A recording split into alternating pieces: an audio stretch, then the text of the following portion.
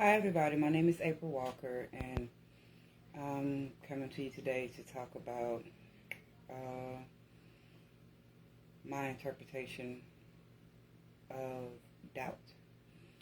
Um, when I talk about the things that I talk about, I speak on them using um, analogies or, you know, just ways for the to easier shit to easily explain it so that it can be understood by anybody. So I will give you a scenario of some kind um, to fully explain what I'm talking about. But today I'm talking about doubt, and this is where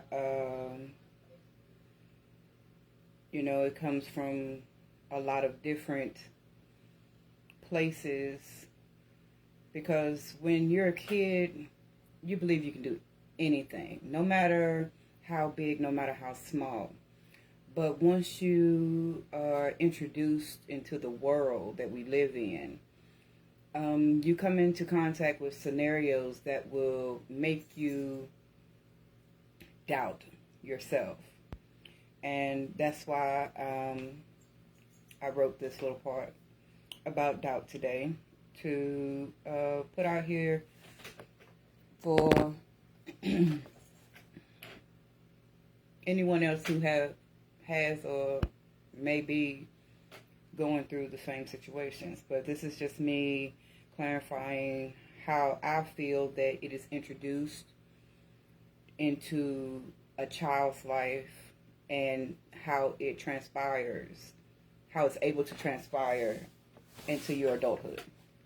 Okay, doubt.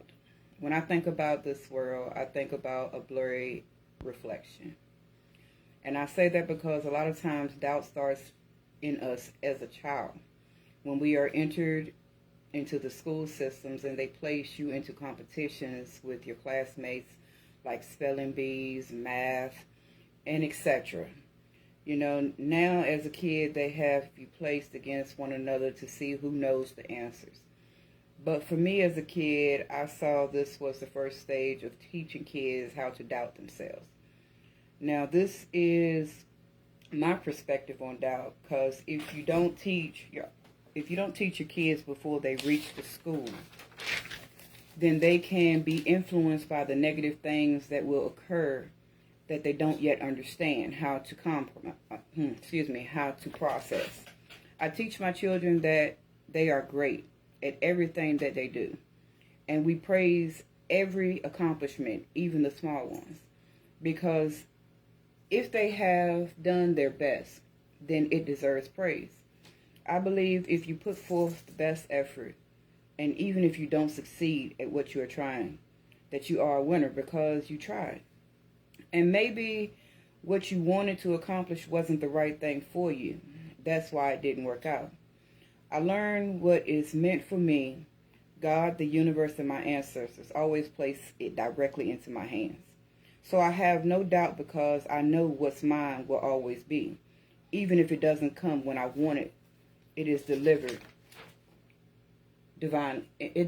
in divine time by the graces of God. So that is my interpretation about doubt and how I feel that it is introduced into the lives of young children. And sometimes when you doubt yourself, it keeps you from moving forward and trying to do better things, see better things. It's hard for someone to sometimes block out the negative words or negative projections that have been placed in their life. And if you don't know how to process it, then it kind of will give you an overwhelming feeling when you want to do something, but you have that little voice in the back of your head saying, oh, you're not going to make it, or, you can't do it. But see, in my own understanding, some would say it's the devil.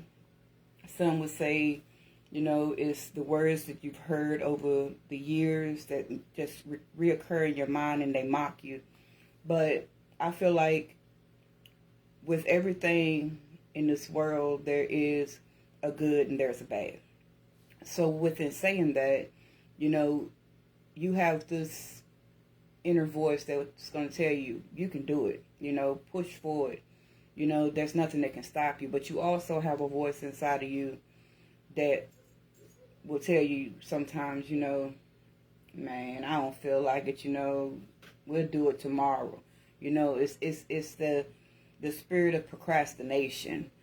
Because, you know, if you procrastinate for long enough, then most of the time, if something can make something that you want to do seem like it's not important, then if you procrastinate long enough, then you'll talk yourself out of it. And then you'll never make the steps forward to be able to do it.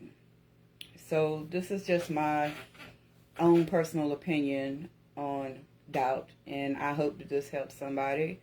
You know, this is just my perspective of it. But I love you all and I hope you have a wonderful day. Thank you for listening.